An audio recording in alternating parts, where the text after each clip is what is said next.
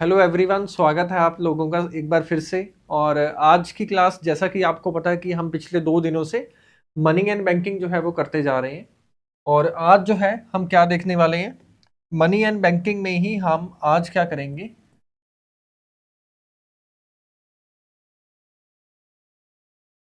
Banks के बारे में समझेंगे कि अलग अलग जो है कौन कौन से बैंक होते हैं और उनसे रिलेटेड, उनसे संबंधित आरबीआई ने क्या क्या प्रोविजंस जो है वो बना रखे हैं।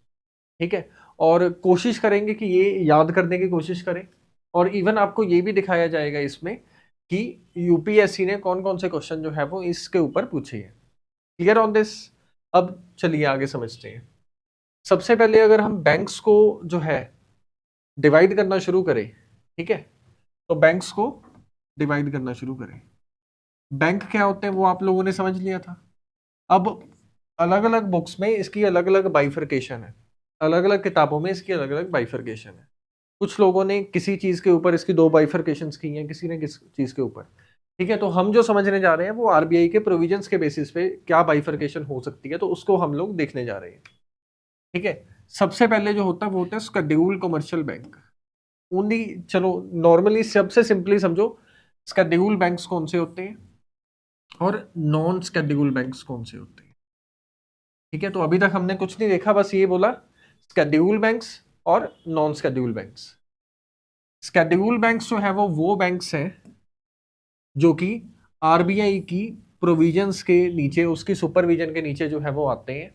वो कुछ भी ऐसी चीज जो है वो नहीं कर सकते जो आरबीआई परमिट नहीं करता। नॉन शेड्यूल बैंक कुछ ऐसे बैंक होते हैं जो आरबीआई में रजिस्टर जो है वो नहीं होते। Clear on this. Schedule bank जो आरबीआई में जो है वो रजिस्टर्ड है, और नॉन शेड्यूल बैंक जो रजिस्टर जो है वो नहीं है। शेड्यूल बैंक्स को सीआरआर, एसएलआर, ये सब चीजें जो है वो मेंटेन करनी पड़ती है।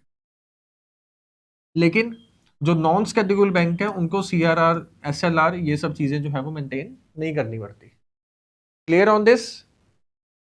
तीसरा डिफरेंस इनमें क्या होगा, शेड्यूल बैंक में तीसरी चीज ये होती है कि जब भी कभी इसको पैसे की जरूरत पड़े, जब भी इसको मनी की आवश्यकता है, तो ये किसको अप्रोच कर सकता है, ये आरबीआई को अप्रोच कर सकता है। कौन सा बैंक, शेड्यूल बैंक। लेकिन जो नॉन स्केड्यूल बैंक है ये नॉर्मली आरबीआई को अप्रोच नहीं कर सकता। अगर करना भी है तो आरबीआई ने अगर उसके लिए कोई प्रोविजन बना रखा है तो उस समय में ये कर सकता है। अभी होप सो कि आपको ये डिफरेंस क्लियर हो गया होगा कि सर स्केड्यूल बैंक और नॉन स्केड्यूल बैंक में क्या डिफरेंस होता है। ठीक है। नॉन स्केड्यूल बैंक जो है वो कुछ इस तरीके से मान लीजिए, जैसे मान लो आपने जो है कोई बैंकिंग स्टैब्लिश करने के लिए इनफॉर्मल वे में कोई बैंक बना दिया जो एक गांव के लेवल पे वर्क करता है। अब वो जो आपने बैंक बनाया वो नॉन शेड्यूल बैंक में आएगा, क्योंकि वो फॉर्मल सिस्टम में क्या नहीं है, रजिस्टर नहीं है। Clear on this. यहां तक कोई भी प्रॉब्लम है तो आप पूछ लीजिए। अब इसकी फॉर्मल एक बार डेफिनेशन जो है वो उसको भी देख लेते हैं। शेड्यूल बैंक जो है वो कौन से होते हैं, वो बैंक जो सीआरआर, एसएलआर की रिक्वायरमेंट के लिए रजिस्टर है, किसके पास, आरबीआई के पास। और वो इस चीज के लिए भी एलिजिबल है, यदि उसको पैसे की आवश्यकता जो है वो होती है तो वो किससे मांग सकता है, आरबीआई से मांग सकता है। Clear on this. थर्ड ये है कि वो आरबीआई में शेड्यूल सेकंड है जो आरबीआई एक्ट 1934 का, उसमें रजिस्टर होना चाहिए। क्या होना चाहिए, रजिस्टर होना चाहिए। तो ये तीन प्रोविजंस जो है वो किसके होते हैं, शेड्यूल बैंक्स के बेसिकली बताए जाते हैं। यहां तक कोई भी प्रॉब्लम है तो आप लोग पूछ सकते हैं। नेक्स्ट एक बार नॉन शेड्यूल बैंक्स का भी देख लेते हैं। इनको कोई भी रिक्वायरमेंट नहीं है कि सीआरआर और एसएलआर इनको मेंटेन करना है। ठीक है। सेकंड ये है कि जो मांगने का प्रोविजन है, मान लो इसके इनके पास मनी क्राइसिस है, इनके पास पैसा इतना नहीं है, तो मांगने का प्रोविजन जो है, प्रोविजन जो है वो आरबीआई की डिस्क्रिशन के ऊपर है, उसके ऊपर। ठीक है। आरबीआई चाहे तो वो मांग सकते हैं, अगर वो नहीं चाहते तो वो नहीं मांग सकते। लेकिन जो दूसरे शेड्यूल बैंक्स हैं उस केस में ये उसको परमिशन दे रखी है। और नॉन शेड्यूल बैंक्स जो होते हैं वो सेक्शन 2 ऑफ आरबीआई एक्ट 1934 में रजिस्टर नहीं होते। तो होप सो आपको ये एक सिंपल सा डिफरेंस क्लियर हो गया होगा कि क्या डिफरेंस होता है शेड्यूल बैंक में और नॉन शेड्यूल बैंक में। अब आप लोग बोलेंगे कि सर जो आज शेड्यूल बैंक है वो हो सकता है 2 दिन पहले या कुछ साल पहले जो है वो भी एक नॉन शेड्यूल बैंक हो सकता है। हो सकता है वो किसी व्यापारी ने जो है वो शुरू किया हो बैंक, और आने वाले समय में जो है उसने प्रोविजंस को मैच कर लिया और उसके बाद जो है वो एक शेड्यूल बैंक की डेफिनेशन में आ गया और आरबीआई ने उसको रजिस्टर कर लिया सेक्शन 2 के तहत। Clear on this? तो इसके भी कुछ प्रोविजंस होंगे। इसकी कंडीशन जो है वो बेसिकली ये होती है कि जो पेड अप कैपिटल है वो अप्रोक्सीमेटली 5 लाख का होना चाहिए। 5 लाख का होना चाहिए। इसका सिंपल सा मीनिंग ये है, यदि कुछ ऐसा होता है कि बैंक जो है वो फाइनेंशियल सिस्टम में बहुत ज्यादा सिग्निफिकेंट चीज है। अब मान लो लोगों ने जो है वो विश्वास करके अपना पैसा बैंक में रखा है, और कल को जो है अगर बैंक वो पैसा जो है वो देने से मना कर दे, तो उस केस में क्या होगा? लोगों का जो विश्वास है फाइनेंशियल सिस्टम के ऊपर वो तो जो है वो चला जाएगा। अब इसी चीज के चलते जो है आरबीआई ने ये कंडीशन लगा रखी है कि नॉन शेड्यूल बैंक जो है उसको ये शो करना होगा कि उसकी पेड अप कैपिटल और उसके पास जो रिजर्व्स हैं वो अप्रोक्सीमेटली 5 लाख के बराबर है। अगर कल को जो है मान लो बोरिंग्स करने के लिए लोग आते हैं और बैंक के पास पैसा ना हो, फिर उस केस में क्या होगा? लोगों का जो है वो बहुत ज्यादा लॉस हो जाएगा, प्लस लोगों का इंडियन फाइनेंशियल सिस्टम से विश्वास जो है वो चला जाएगा। तो इस वजह से इन्होंने ये प्रोविजन बना रखा है कि दो बाइफरकेशंस कर दी, शेड्यूल और नॉन शेड्यूल की।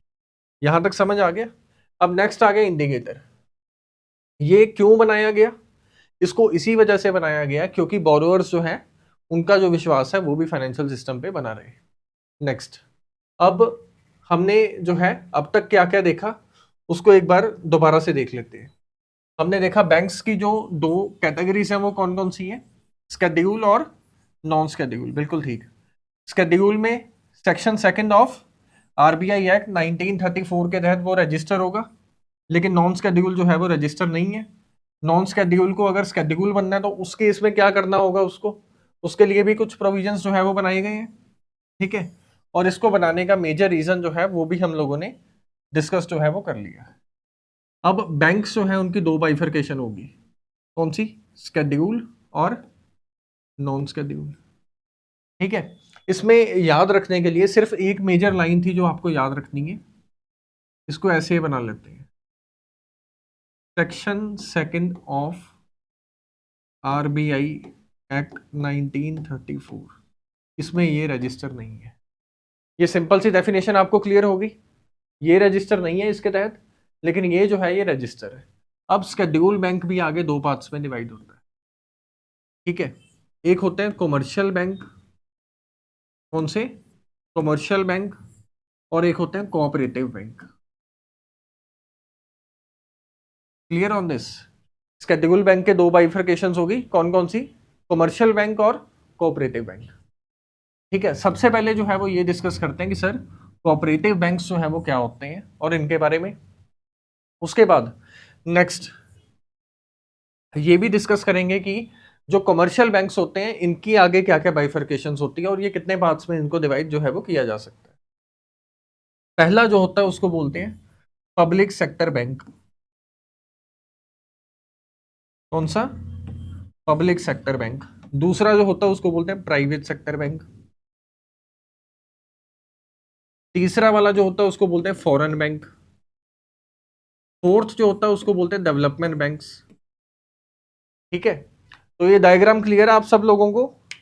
पहला हमने कमर्शियल बैंक की क्या क्या डिविजन्स है, public sector bank, private bank, foreign bank और development bank. Clear on this? अब जो कोऑपरेटिव बैंक्स हैं इसमें बेसिकली क्या होगा, इसमें सिंपल सा एक लॉजिक है। अगर मान लो आप 10 लोग हैं और 10 लोगों के पास 1 लाख रुपीस की इनकम है, और अगर वो 10 लोग जो है वो मिल जाते हैं और एक बैंक बनाते हैं जिसमें वो बोलते हैं कि हम लोग सब लोग जो है वो अपनी अपनी इनकम उस बैंक में रखते हैं और एक फाइनेंशियल सिस्टम इस्टेब्लिश करते हैं, उस केस में क्या होगा कि उन सब लोगों ने जो पैसा दिया उससे जो है अप्रोक्सीमेटली 10 लाख रुपए का रेवेन्यू जो है वो उनके पास आ गया, और उसी 10 लाख को यूज करके जो है उन्होंने एक बैंक ओपन किया। ठीक है, और उन्होंने ये बोला कि हम लोग जो है कभी भी इस बैंक से लोन ले सकते हैं क्योंकि हमने इस पे अपना योगदान जो है वो दिया है। इसमें 1 person is equal to 1 vote वाला सिस्टम भी होगा क्योंकि हर व्यक्ति ने इक्वल अपनी कॉन्ट्रीब्यूशन दी है। तो इसी आइडिया को ध्यान में रखते हुए जो है वो कोऑपरेटिव बैंक की स्थापना जो है वो की गई है। अब इसकी जो फॉर्मल डेफिनेशन है और इसके जो प्रोविजंस हैं उनको एक बार देख लेते हैं। ठीक है, कोऑपरेटिव बैंक्स जो है वो बेसिकली किसको बिलोंग करते हैं? बिलोंग टू इट्स मेंबर्स, उससे सिर्फ मेंबर से बिलोंग करते हैं। Who are the actually the owners and the customers of the bank. वही लोग जो है वो ओनर है और वही लोग जो है वो कस्टमर है। जैसे मैंने एग्जांपल दी थी, 10 लोगों ने 1 लाख रुपए एक बॉक्स में डाल दिए। अब उन्होंने ये बोला कि इस बॉक्स में से 10 लाख जो है वो हम नहीं निकालेंगे। अब हम में से अगर किसी को भी, मान लो किसी की फाइनेंशियल सिचुएशन अच्छी नहीं है, घर पे कोई बीमारी आ गई या कुछ हो गया, तो उस केस में जिस व्यक्ति के ऊपर क्राइसिस आए हैं तो वो व्यक्ति इस बॉक्स में से अपना पैसा जो है वो निकाल सकता है। इसी सिंपल से आइडिया को ध्यान में रखते हुए कोऑपरेटिव बैंक्स जो है वो बने। तो इसमें अगर इन्होंने ये लाइन लिख दी कि they are the owners and the consumers, कि वही लोग जो है वो उस चीज के ओनर है और वही लोग जो है वो उसके कस्टमर भी हैं, तो इस चीज का मीनिंग जो है वो आप लोगों को क्लियर हो गया होगा। कोऑपरेटिव बैंक्स जो है वो क्लियर हो गए कि इसमें कोई प्रॉब्लम है आपको? Clear on this? अब नेक्स्ट आ गया कि ये डुअल कंट्रोल में होते हैं, यानी कि दो लोगों के या दो चीजों के कंट्रोल में ये लोग वर्क करते हैं। पहला क्या होगा कि रजिस्टर होते हैं ये कोऑपरेटिव सोसाइटी से, और दूसरा जो है वो आरबीआई की गाइडलाइंस के नीचे भी ये लोग काम जो है वो करते हैं। ठीक है, अब यहां तक कोई प्रॉब्लम कि इनका जो मैनेजमेंट है या इनका जो सुपरविजन है वो किसके द्वारा की जाती है? मिनिस्ट्री ऑफ कोऑपरेटिव्स के द्वारा भी की जाती है, क्योंकि उसमें रजिस्टर्स होते हैं, और प्लस आरबीआई के द्वारा भी जो है वो की जाएगी। Clear on this? अब नेक्स्ट जो इसका मेजर वर्किंग संभालेंगे तो उसको बोलेंगे बोर्ड ऑफ मेंबर्स। उन बोर्ड ऑफ मेंबर्स को जो है वो क्या किया जाएगा? इलेक्ट किया जाएगा। सिलेक्ट नहीं किया जाएगा, इलेक्ट किया जाएगा। कितने लोग थे? 10 लोग थे। उन्हीं में से जो है, अगर मान लो किसी को मैनेजमेंट के लिए वो जो है सिलेक्ट कर ले और ये बोले कि इस व्यक्ति को जो है ज्यादा लोगों ने वोट दिया है, तो इस चीज के चलते मैनेजमेंट के जितनी भी चीजें हैं वो सारी की सारी ये व्यक्ति जो है वो संभालेगा। तो ये समझ आ गया आप लोगों को? नेक्स्ट, ठीक है, कोऑपरेटिव बैंक्स जो हैं वो प्राइमरी फाइनेंशियर्स हैं। किसके? एग्रीकल्चर की एक्टिविटी से संबंधित है। स्मॉल स्केल अगर बिजनेस कोई ओपन करना है, या फिर जो सेल्फ एम्प्लॉयड वर्कर्स हैं तो उनके लिए जो है वो ये खोला जाता है। Clear on this? अब एक्चुअल में क्या हुआ था कि ये जो बैंक है, ये कोऑपरेटिव इंस्टीट्यूशन जिन्हें हम आज की डेट में बोलते हैं, ये किसके तहत रजिस्टर्ड है? ये रजिस्टर है कोऑपरेटिव सोसाइटीज एक्ट 1912 के। कोऑपरेटिव सोसाइटी एक्ट 1912 के। अब तक हमने जो है वो क्या क्या देखा, इनके फायदे। ठीक है, फायदा ये है कि लार्ज नंबर ऑफ जो है स्मॉल ऑर्गेनाइजेशन अगर कोई बनानी है तो उसमें ज्यादा लोग अगर अपना पैसा जो है वो देंगे तो उस केस में कोऑपरेटिव बैंक्स जो है वो वर्क कर सकते हैं। प्लस हमने ये भी देख लिया कि इनके ऊपर जो है वो डुअल कंट्रोल होता है। किन चीज़ों का? एक तो आरबीआई का होता है, प्लस कोऑपरेटिव उसमें सोसाइटी में ये लोग रजिस्टर होंगे, और कोऑपरेटिव सोसाइटी एक्ट 1912 में जो है वो इसको रजिस्टर जो है वो किया जाएगा। अब आपको बैंकिंग जो है वो ये समझ आ गया क्या होता है? शेड्यूल और नॉन शेड्यूल में डिफरेंस जो है वो क्लियर है आपको? आपको ये क्लियर है कोऑपरेटिव बैंक्स क्या होते हैं? अब जैसा कि हमने उसमें एक मेजर लाइन लिखी थी तो इसमें भी लिख लेते हैं, जिस लाइन से हमें याद रहेगा कि कोऑपरेटिव सोसाइटी एक्ट 1912 में ये रजिस्टर्ड होगा। इसमें ओनर और कंज्यूमर जो है वो सेम ही होंगे, वही ओनर होंगे और वही जो है वो कंज्यूमर होंगे। Clear on this? और ये डुअल रेगुलेशन के नीचे आता है, यानी कि आरबीआई और कोऑपरेटिव सोसाइटीज की मिनिस्ट्री के नीचे। यहां तक क्लियर है? यहां तक कुछ भी पूछना है तो आप लोग पूछ सकते हैं। अब नेक्स्ट आते हैं कमर्शियल बैंक की तरफ। जैसा कि हमने लास्ट उसमें देखा था, जब मैं आपको इन दोनों के बीच का डिफरेंस समझा रहा था, तो उस समय जो है वो मैंने आपको समझाया था कि जो कमर्शियल बैंक होते हैं उनको बेसिकली हम 4 पार्ट्स में डिवाइड कर सकते हैं, और वो 4 पार्ट्स क्या क्या होते हैं?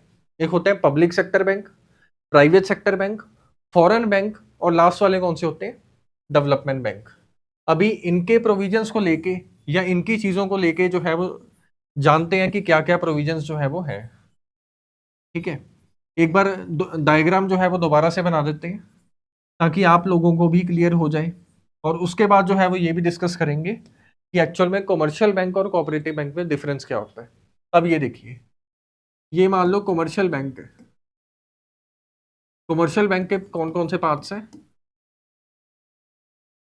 सबसे पहला कौन सा था? Public sector bank. दूसरा कौन सा था? Private sector bank. तीसरा वाला कौन सा था? फॉरेन बैंक, और लास्ट वाला कौन सा था? Development bank. Development bank. पहला वाला जो होता है इसको बोलते हैं पब्लिक सेक्टर बैंक। इसके बारे में समझते हैं।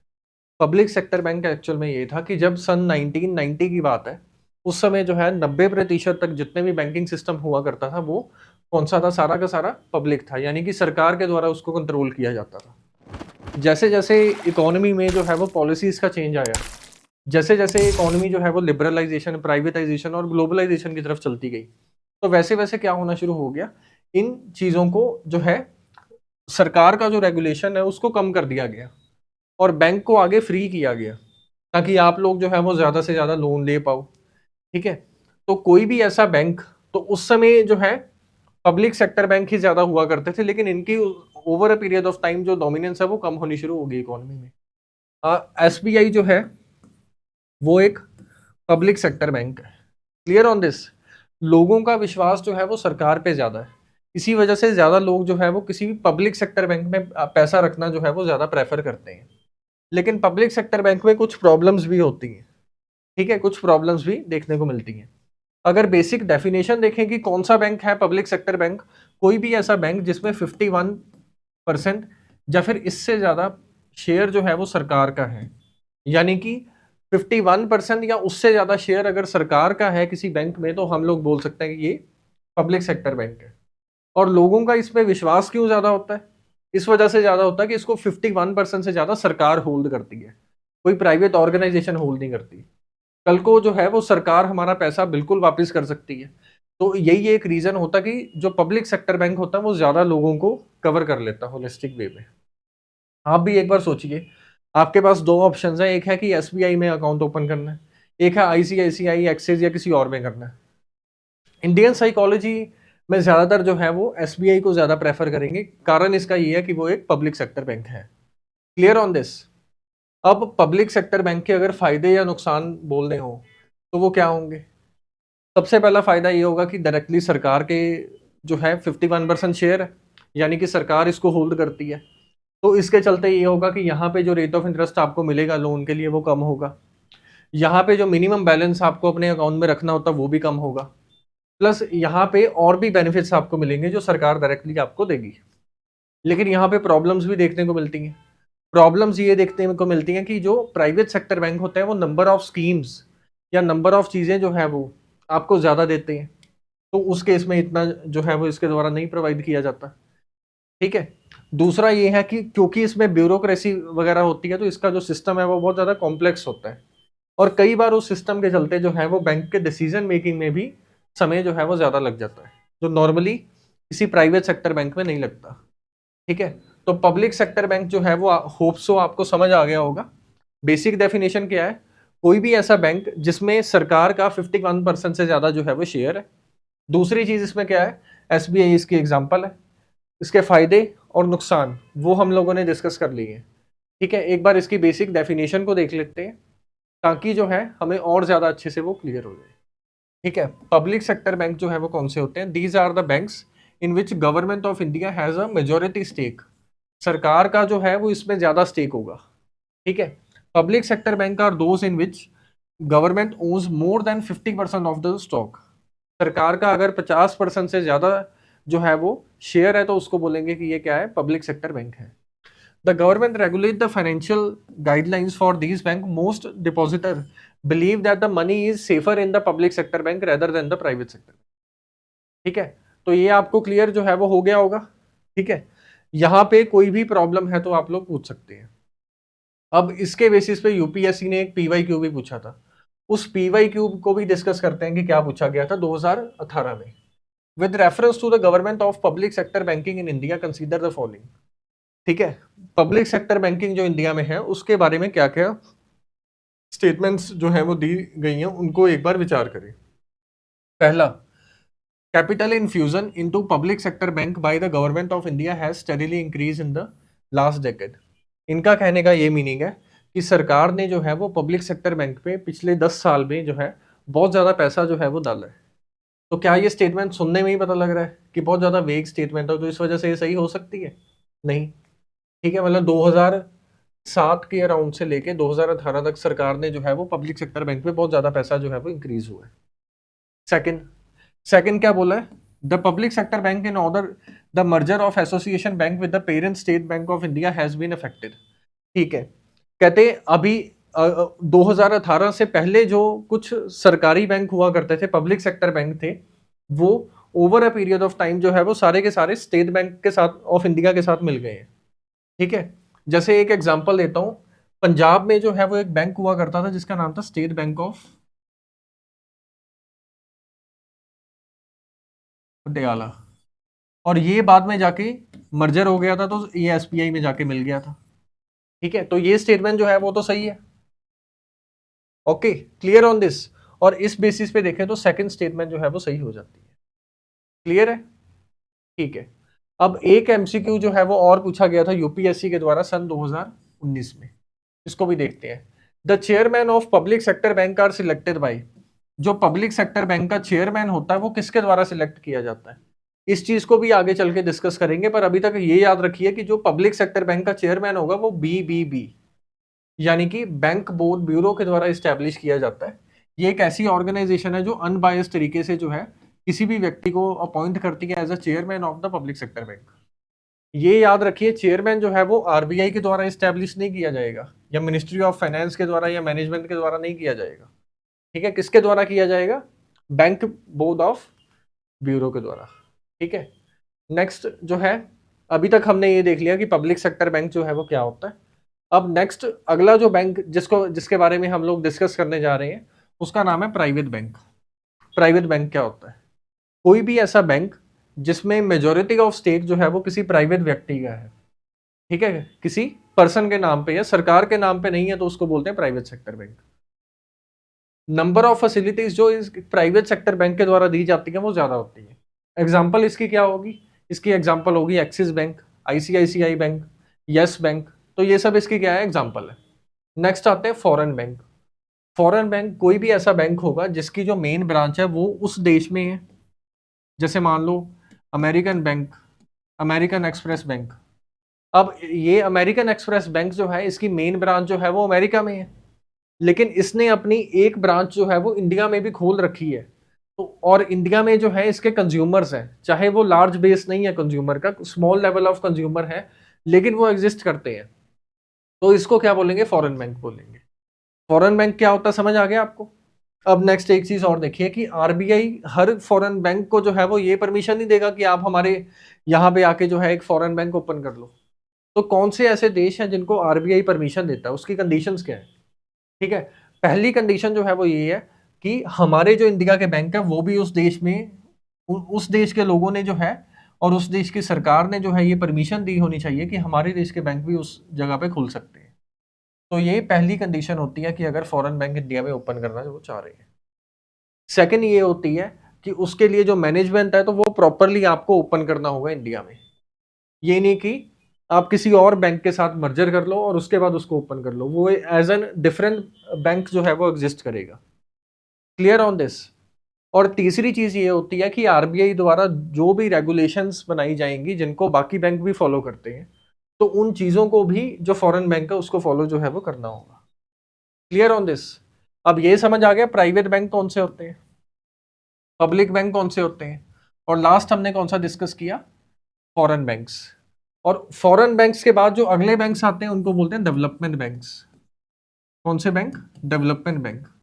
कोई भी ऐसा बैंक, ठीक है, कोई भी ऐसा बैंक जो स्पेसिफिकली एक सेक्टर के ऊपर फोकस करता है और उसको जो है वो इन्वेस्टमेंट अपॉर्चुनिटीज जो है वो देता है।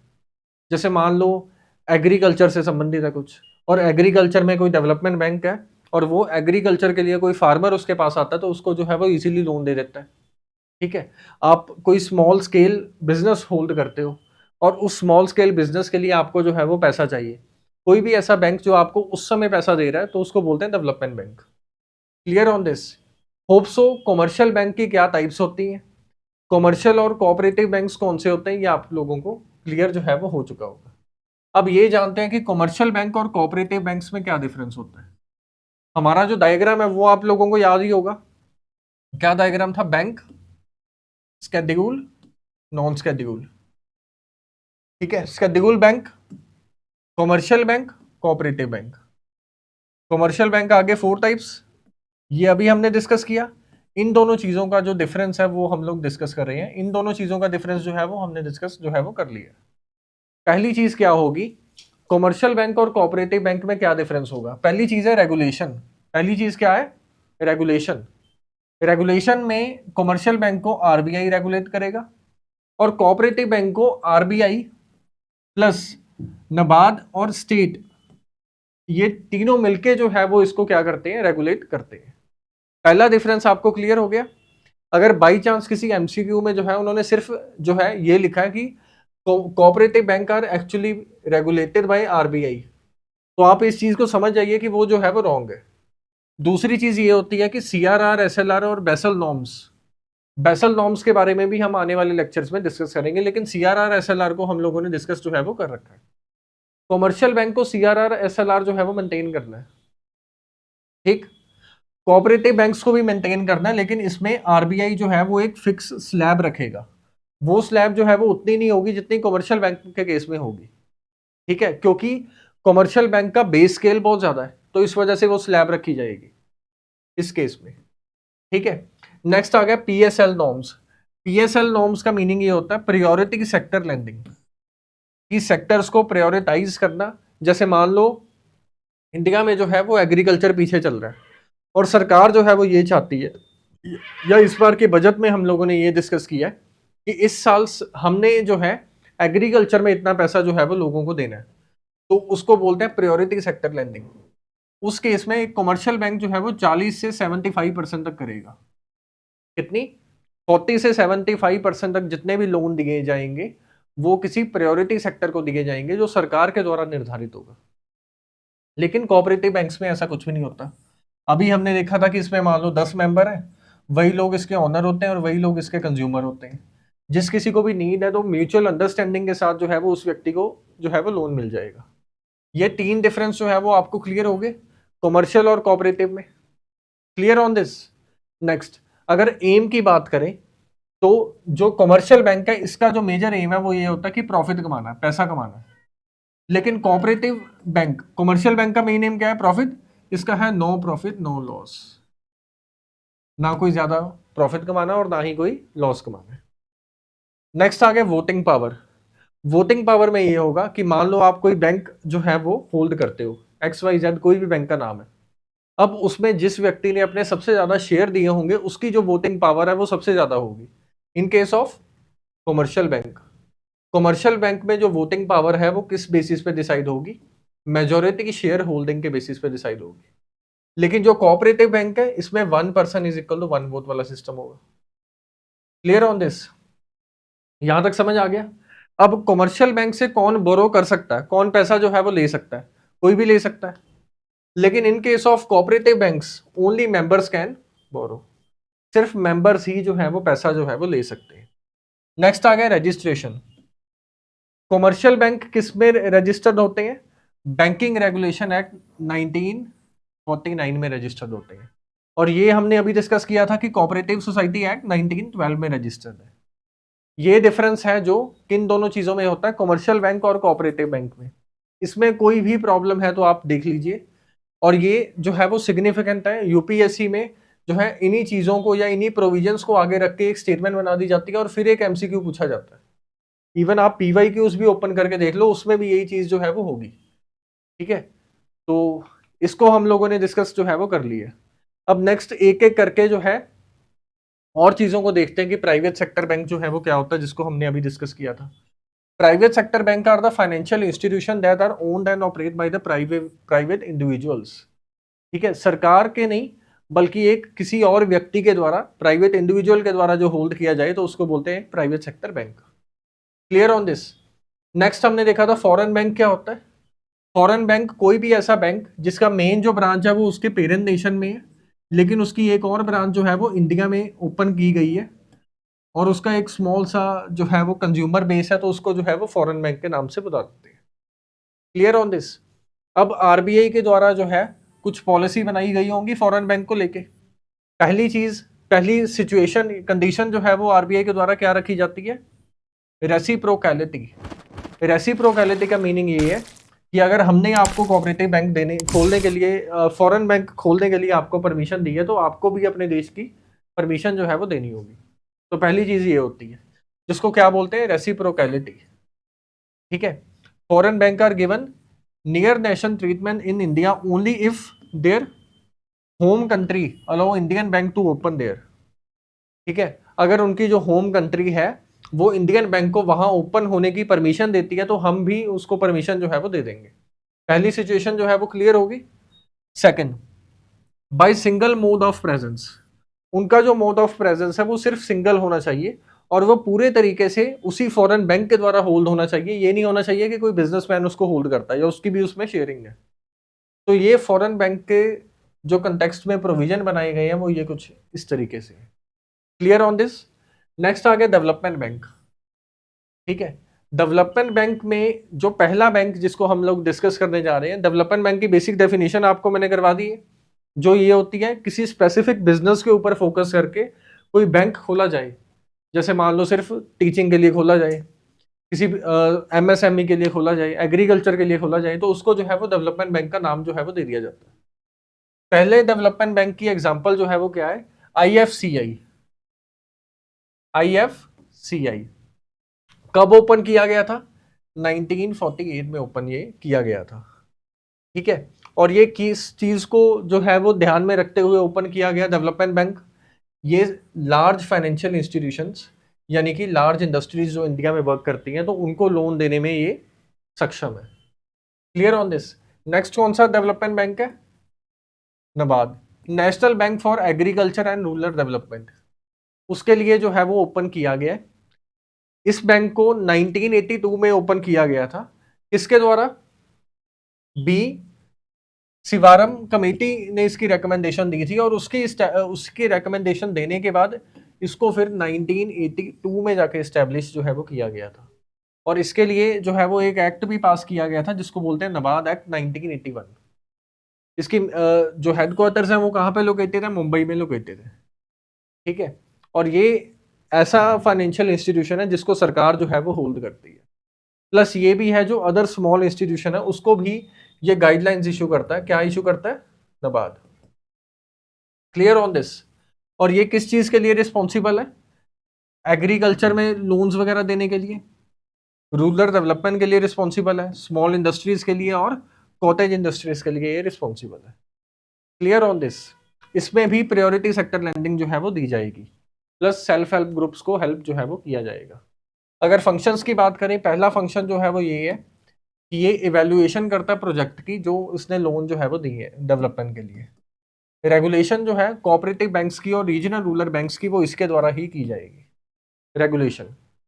ठीक है, रीफाइनेंसिंग फाइनेंशियल इंस्टीट्यूशन भी है ये रूरल सेक्टर में। प्लस लास्ट ये है कि ये क्या देता है, ट्रेनिंग फैसिलिटी भी प्रोवाइड करता है, किसको, रूरल अपलिफ्टमेंट के लिए। यानी कि जो रूरल एरियाज है वहां पे लोगों की अपलिफ्टमेंट जो है वो हो पाए, तो उसके लिए भी ये हेल्प जो है वो करेगा। नेक्स्ट अगला बैंक कौन सा है, सिडबी। इसकी स्थापना जो है वो 1990 में की गई थी इंडियन पार्लियामेंट के द्वारा, और इसका जो मेजर एम है वो लोन प्रोवाइड करना है, किसको, micro small and medium MSME sector को। प्रधानमंत्री मुद्रा योजना जो बनाई गई थी उसमें भी इस बैंक का जो है वो मेजर रोल रहा था। नेक्स्ट आ गया एग्जिम बैंक। एग्जिम बैंक, जैसा कि मैंने आपको बताया था कि डेवलपमेंट बैंक जो है वो किसी खास नॉलेज को रखते हुए ओपन किए जाएंगे। एग्जिम बैंक जो है वो सरकार के द्वारा होल्ड किया जाता है, और ये फाइनेंसिंग फैसिलिटी देता है उन लोगों को जो एक्सपोर्ट इंपोर्ट से संबंधित बिजनेस जो है वो करना चाहते हैं। Clear on this. नेक्स्ट आ गया national housing bank. National housing bank की स्थापना 1988 में की गई थी, और इसका जो मेजर एम है वो यही है कि जो हाउसिंग फैसिलिटी सरकार प्रोवाइड करती है उसके लिए जो लोन जो है ये प्रोवाइड करते हैं। ठीक है, नेक्स्ट देखते हैं कि कमर्शियल बैंक और रीजनल रूरल बैंक में क्या डिफरेंस होता है। कमर्शियल बैंक और रीजनल रूरल बैंक में क्या डिफरेंस होता है। पहला जो डिफरेंस होता है वो ये होता है कि बैंकिंग रेगुलेशन को लेके, बैंकिंग रेगुलेशन को लेके रीजनल रूरल बैंक्स क्या होते हैं, एक बार इसको भी डिस्कस करते हैं। रीजनल रूरल बैंक्स जो है वो बैंक होते हैं जिनको सरकार के द्वारा बनाया गया, और वो रूरल एरिया में वर्क करते हैं, और वहां पे जो है वो लोगों की हेल्प करते हैं ताकि लोग जो है वो डेवलपमेंट जो है वो कर पाए। Clear on this. पहली चीज आपको क्लियर है। नेक्स्ट आ गया CRR SLR. CRR SLR commercial bank को भी मेंटेन करना है और आरआरबी को भी मेंटेन जो है वो करना है, रीजनल रूरल बैंक्स को भी मेंटेन करना है। नेक्स्ट होता है मार्जिनल स्टैंडिंग फैसिलिटी। अगर आपने रेपो रेट पे जो पैसा आप ले सकते हो लिक्विड एडजस्टमेंट फैसिलिटी के तहत, वो आपने सारा एग्जॉस्ट कर दिया, और फिर उसके बाद आरबीआई ने एक प्रोविजन बना रखा है कि एट पीनल रेट आपको जो है फिर से लोन मिल सकता है, जिसको हम एमएसएफ फैसिलिटी बोलते हैं। कॉमर्शियल बैंक के लिए वो होती है, लेकिन आरआरबी के लिए वो नहीं होगी। Clear on this. नेक्स्ट आ गया प्रायोरिटी सेक्टर लेंडिंग। 40% के आसपास जो है वो कॉमर्शियल बैंक कर सकता है, लेकिन आरआरबी कितनी कर सकता है? रीजनल रूरल बैंक को लगभग 75% के आसपास जो है वो पीएसएल यानी कि प्रायोरिटी सेक्टर लेंडिंग जो है वो करनी होगी। Clear on this. नेक्स्ट आ गया प्रेजेंस। अगर प्रेजेंस की बात करें, commercial bank all over India में वर्क करते हैं, लेकिन जो रीजनल रूरल बैंक्स होते हैं वो फ्यू डिस्ट्रिक्ट तक ही जो है वो सीमित होंगे। वोटिंग पावर की अगर बात करें तो कॉमर्शियल बैंक के केस में जो है वो शेयर होल्डिंग के बेसिस पे वोटिंग पावर जो है वो डिसाइड होगी, लेकिन जो ये बैंक है यानी कौन सा, रीजनल रूरल बैंक, इसमें क्या होता है कि सरकार और कोई प्राइवेट व्यक्ति दोनों मिलके काम करते हैं, लेकिन सरकार का इसमें अपर हैंड होता है।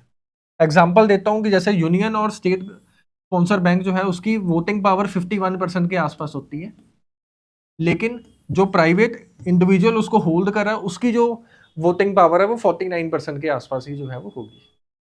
नेक्स्ट आ गया रेगुलेशन के बारे में।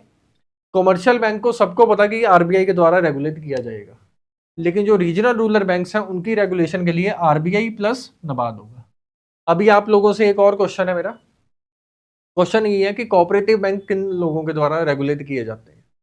आरबीआई, ठीक है, और किसके द्वारा किया जाता है बताइए? पिछली स्लाइड में हम लोगों ने डिस्कस किया था, आरबीआई के द्वारा किया जाता है, और किसके द्वारा किया जाता है? नबार्ड। Clear on this.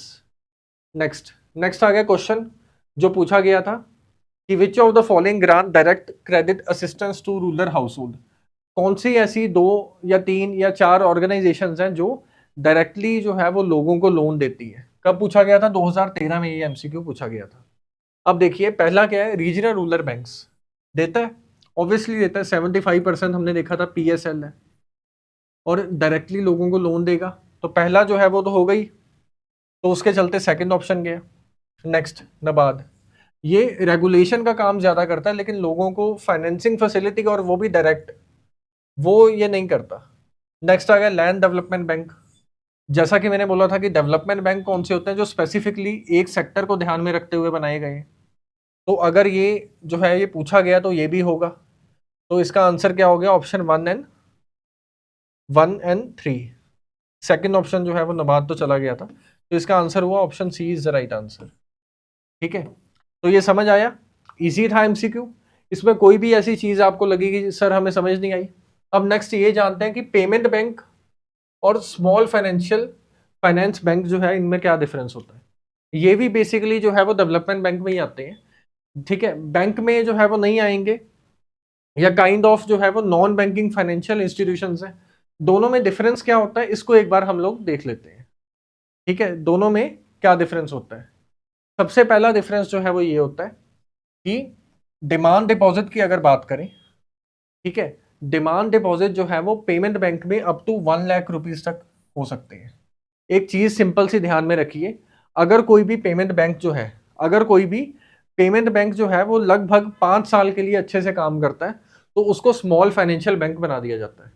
और अगर वो स्मॉल फाइनेंशियल बैंक बन गया तो आने वाले समय में ये बहुत ज्यादा चांसेस होते हैं कि वो आने वाले समय में एक बिग बैंक जो है वो बन जाए, या कमर्शियल बैंक में शेड्यूल बैंक का दर्जा उसको दिया जाए। ठीक है, मतलब ये कुछ इस तरीके से है कि आपने मान लो नॉन शेड्यूल बैंक ओपन किया, अब वो कुछ समय तक चलता रहा, अब कुछ समय बाद जो है उसको पेमेंट बैंक का दर्जा मिल गया कि उसको अप टू 1 लाख दे दिया। 5 साल उसने अच्छे से वर्क किया, उसको स्मॉल फाइनेंस बैंक का दर्जा दे दिया, और उसके बाद जो है वो ऐसे ऐसे इसकी रेगुलेशन जो है वो चलती रहती है। Clear on this. Deposit limit की अगर बात करें तो इसमें 1 लाख पर इंडिविजुअल तक का दिया गया है। ठीक है, लेकिन जो स्मॉल फाइनेंस बैंक है तो इसमें किसी भी अमाउंट का लिया जा सकता है। स्मॉल फाइनेंस बैंक जो है वो किस कमेटी के द्वारा रेकमेंड किया गया था? निचिकेत मोर कमेटी के द्वारा, और इसका उषा थरोट कमेटी के द्वारा इसकी रिकमेंडेशन जो है वो दी गई थी। ठीक है, अब नेक्स्ट आ गया लेंडिंग फैसिलिटी। क्या ये जो है वो लोन दे सकता है? तो इस केस में लोन की फैसिलिटी जो है वो अवेलेबल नहीं होती अब तक, लेकिन इस केस में जो है वो अवेलेबल की जाती है। ये क्लियर है आपको? नेक्स्ट आ गया अकाउंट्स। ठीक है, इसमें जो अकाउंट्स ओपन किए जाते हैं वो बेसिकली स्मॉल स्केल अकाउंट जो है वो किए जाएंगे, या फिर स्मॉल सेविंग अकाउंट अगर कोई व्यक्ति ओपन करना चाहता है, किसमें? पेमेंट बैंक में। लेकिन जो स्मॉल फाइनेंस बैंक है, स्मॉल फाइनेंस बैंक में जो है वो बेसिकली एमएसएमई यानी कि या फिर जो अनऑर्गेनाइज सेक्टर से संबंधित जो बैंक अकाउंट ओपन किए जाएंगे तो वो किए जाते हैं। रेमिटेंस की जो सर्विस है वो दोनों के द्वारा प्रोवाइड की जाती है। Clear on this? कार्ड्स जो इश्यूएंस होते हैं इसके, तो एटीएम और डेबिट कार्ड दोनों के द्वारा इशू जो है वो किया जाता है। Clear on this? नेक्स्ट आ गया क्रेडिट कार्ड। इसके द्वारा इशू जो है वो नहीं किया जाएगा, लेकिन इसके द्वारा किया जाता है। ठीक है, नेक्स्ट आ गया प्रोडक्ट डिस्ट्रीब्यूशन।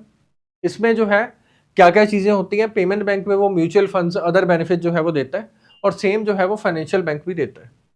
अब आपको ये क्लैरिटी जो है वो होगी कि पेमेंट बैंक और फाइनेंस बैंक में, स्मॉल फाइनेंस बैंक में क्या डिफरेंस होता है। Clear on this? अब नेक्स्ट ये देखते हैं कि एनबीएफसीज क्या होती हैं। एनबीएफसीज बेसिकली ये होती हैं, कुछ ऑर्गेनाइजेशंस होती हैं जो एज अ बैंक वर्क नहीं करती, लेकिन एज अ कंपनी वर्क करती है, और उनको ही एनबीएफसी का दर्जा जो है वो दिया गया है। और ये कंपनीज एक्ट 1956 के तहत रजिस्टर होंगी। किसके तहत रजिस्टर होंगी? 1956 के तहत। रेगुलेशन इसकी, मल्टीपल रेगुलेटर्स होते हैं इसके। कौन कौन होते हैं? आईआरडीए जो है वो होता है, जो इंश्योरेंस कंपनी उसको रजिस्टर या रेगुलेट करती है वो सेबी। ठीक है, और नाबार्ड और स्टेट गवर्नमेंट जो है वो इसको रेगुलेट करती है, और आरबीआई के द्वारा भी इसकी रेगुलेशन जो है वो की जाती है। बिजनेस एक्टिविटीज जो इसके एनबीएफसी के द्वारा की जाती हैं वो बेसिकली क्या होती हैं कि जो लोन्स वगैरह दे रखे हैं उन चीज़ों को जो है वो मैनेज करना, एक्विजिशन ऑफ सिक्योरिटीज, ठीक है, हाई परचेज, इन सब चीज़ों को जो है इसके द्वारा किया जाता है। ठीक है, नेक्स्ट ये हो गया कि बैंक और एनबीएफसी में क्या डिफरेंस होता है। ठीक है, सिंपल सी चीज कीजिए, सिर्फ इन चीजों को देखिए और आगे जो है वो राइट और क्रॉस लगाना हमने। बैंक में पहली चीज क्या है? डिपॉजिट फैसिलिटी, यानी कि आप अपना पैसा जो है वो बैंक में जमा करवा सकते हैं, लेकिन एनबीएफसी में कोई पैसा जमा नहीं होता। तो डिपॉजिट के केस में देखें, बैंक में पैसा हो सकता है, एनबीएफसी में नहीं होगा। ठीक है, नेक्स्ट आ गया सीआरआर। सीआरआर जो है बैंक के केस में होता है, एनबीएफसी में नहीं होता। नेक्स्ट आ गया एसएलआर। बैंक के केस में जो है वो हाई एसएलआर होता है, लेकिन एनबीएफसी के केस में एसएलआर जो है वो बहुत ज्यादा लो होता है रेदर देन बैंक्स। नेक्स्ट आ गया पेमेंट सेटलमेंट सिस्टम। ये दोनों ही जो है पेमेंट सेटलमेंट सिस्टम करते हैं, लेकिन बैंक जो है वो ज्यादा हाई लेवल पे करता है, लेकिन इसका जो है वो do not form any kind of payment settlement system. Next आ गया चेक को इशू करना। बैंक के द्वारा चेक को इशू किया जा सकता है, लेकिन एनबीएफसी कभी बैंक चेक इशू नहीं करता। Clear on this? रेगुलेशन इसकी किसके द्वारा की जाती है? नॉर्मली बैंक जो है वो बैंकिंग एक्ट 1949 के तहत उनको किया जाता है रेगुलेट, या रेगुलेटरी फ्रेमवर्क बनाया जाता है, लेकिन इनकी जो रेगुलेशन है वो कंपनीज एक्ट 1956 में जो है वो की जाती है। डिपॉजिट इशुएंस, ठीक है, तो वो जो है इन बैंक के द्वारा किया जाता है, लेकिन एनबीएफसी के द्वारा वो नहीं किया जाएगा। ठीक है, तो होप सो आज जो है हमने डिफरेंट बैंकिंग सिस्टम्स के बारे में जाना, ये जो है आपको क्लियर हो गया होगा। दोबारा से एक बार अपनी रफ कॉपीज पे एक डायग्राम बनाइए कि बैंक, दो बाइफरकेशंस, स्केड्यूल बैंक और नॉन स्केड्यूल बैंक। उसके बाद कमर्शियल बैंक और कोऑपरेटिव बैंक। उसके बाद क्या था? कौन से बैंक थे? Commercial bank, public sector bank, private sector bank, foreign bank, और लास्ट क्या था? Development bank. इन सभी चीज़ों को जो है अपने सामने लिखिए और इसको रिवाइज कीजिए। उसके बाद हमने ये भी देखा था कि स्केड्यूल और नॉन स्केड्यूल बैंक में क्या डिफरेंस होता है।